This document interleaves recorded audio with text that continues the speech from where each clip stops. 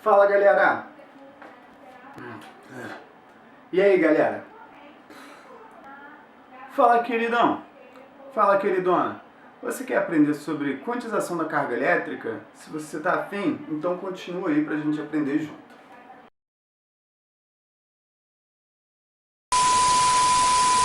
Então, galera, nessa aula falaremos sobre quantização da carga elétrica ou apenas carga elétrica, beleza? Então, quando a gente fala sobre carga elétrica, né, essa carga elétrica, ela primeiramente vem do conceito de átomo, né? Essa palavra átomo quer dizer o quê? Indivisível. Beleza? E esse termo indivisível, carga elementar e tal, esse conceito veio muito tempo atrás, né, com Demócrito e Epicuro lá na Grécia Antiga. E eles, nesses dois, acreditavam que tudo aquilo que existe era formado por um elemento que ele não conseguia se dividir mais. Perfeito? Se a gente pegasse nossos dedos, a gente consegue dividir nossa mão em dedos, os dedos entre cada uma dessas partes e tal. Só que chegava um determinado momento que você não conseguia dividir mais. Era como se você pegasse um pergaminho na época, um papel, e tentasse ir dobrando ele. Chegava um momento que você não conseguia dobrar mais. A resistência é muito grande. Da mesma forma com que tudo aquilo que existe, você não conseguiria dividir mais, que é o elementar. Beleza?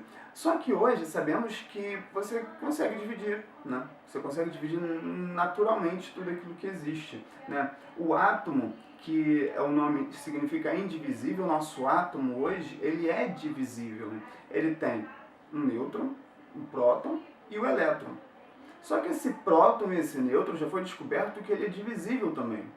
Porém, o elétron não. O elétron ainda continua sendo uma partícula elementar. Próton e o nêutron não mais.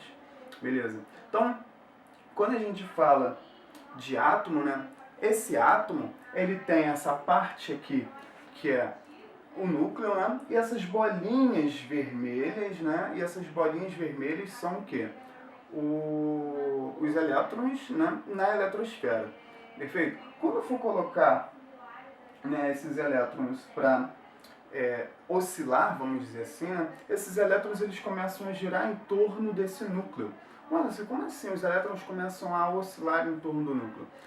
Na eletrosfera, que é o lugar onde todos os elétrons estão, né, eles ficam girando ali com uma velocidade absurdamente grande. Se a velocidade deles for nula, né, eles vão em direção ao núcleo. E se a velocidade dele for muito longa, muito grande, vamos dizer assim, né, eles saem disparados para qualquer outro lugar, né, e nos dois pontos, ou a velocidade alta muito grande, ou a velocidade baixa muito pequena, né, nos dois jeitos seria uma possível complicação para a existência de qualquer coisa que exista, né, vamos dizer assim. Necessariamente, o elétron, que é uma carga negativa, vai atrair o próton e o próton vai atrair o elétron, né? Os dois vão se atrair mutuamente, né? Então essa atração, né, mútua entre eles dois fazem com que, como o próton é maior e ele fica ali presão no núcleo, o elétron fica girando, né, faz mais o elétron se atrair lá em direção ao núcleo. Então, né, se a gente for parar para analisar, para a existência de tudo é necessário que esse elétron fique orbitando ali, né, nos seus orbitais ali na eletrosfera. Né? Só que eu gostaria de chamar a atenção para uma coisa bem específica, que é a questão de spin lá da química. Né? Quando a gente tinha aqueles quadradinhos, né, e as setinhas elas tinham que ficar no mesmo quadradinho, não podia ter duas setas para cima ou duas setas para baixo. Né? Tinha que apenas ter uma setinha para cima e uma setinha para baixo. Né? O diagrama de exclusão de Pauli diz, né, que essa caixinha é uma órbita. Né? E o elétron ele não pode ficar ali naquele mesmo orbital, né, percorrendo o mesmo orbital no mesmo sentido. Então, se você observar, né, eu tenho uma oscilação para cá e uma oscilação para cá no mesmo orbital.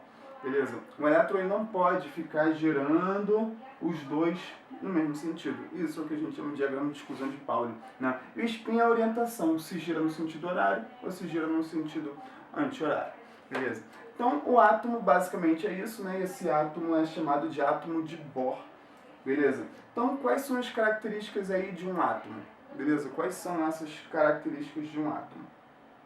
Elas são, vamos lá, primeiramente, o átomo ele precisa estar em quê? Em equilíbrio, né? Todo átomo natural já fica em equilíbrio. E se você for pegar, por exemplo, a tabela periódica, tem alguns que não estão, mas eles buscam o equilíbrio.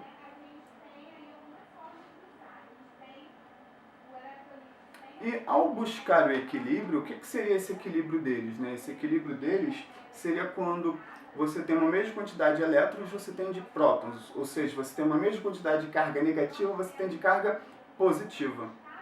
Olha, como assim? Se o próton é a carga positiva, né, e o elétron é a carga negativa, eu preciso ter duas cargas, né, mesma quantidade de cargas positivas e de cargas negativas, né? Preciso ter essa mesma quantidade, esse equilíbrio, porque as duas cargas deles são iguais, só que sentidos contrários. E o nêutron não tem carga nenhuma, beleza? Então, se você acabar tendo mais elétrons ou menos elétrons, você acaba tendo um desequilíbrio. E esse desequilíbrio acaba gerando uma eletrização, beleza? Uma ionização no nosso corpo, né? Na nossa carga, consequentemente falando. Então, quando a gente fala, né, desse átomo que ele pode estar, né, carregado, né, nesse caso, vamos dizer assim, essa ionização e essa eletrização, elas vão pressupor, né, a gente vai necessariamente ter que considerar que durante essa ionização, essa eletrização, ele perdeu ou ganhou. E eu posso não saber necessariamente como é que ele fica, mas eu sei que ele vai ficar carregado. Então, vamos lá. Quando a gente fala de carregado, a gente fala de quantização da carga. Eu sei que um elétron é uma carga negativa. Então, elétrons a mais, eu vou ter mais carga negativa ainda. Se eu tenho elétrons a menos, eu vou ter uma carga positiva. E quanto mais elétrons a menos, né, maior vai ser a carga negativa dele. Perfeito?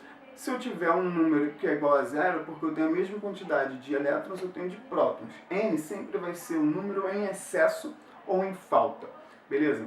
Então, eu tenho a carga que é um único elétron. Beleza? Esse N é o excesso e a falta. E o Q é a carga, né, total de um corpo.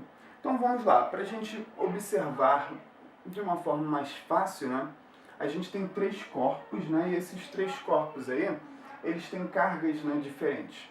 Esse daqui, ele tem, ó, positivo, negativo, positivo, positivo, positivo. Tem 4 positivos e um negativo, né? Qual vai ser a carga dele? Quantidade de positivos 4, quantidade de negativos 1.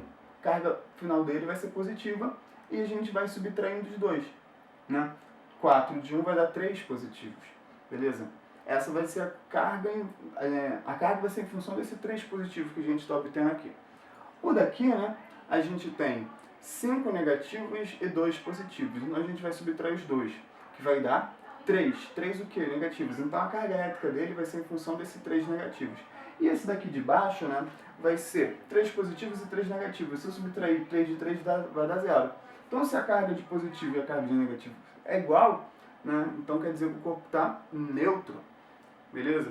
Então, esse exemplo aqui nosso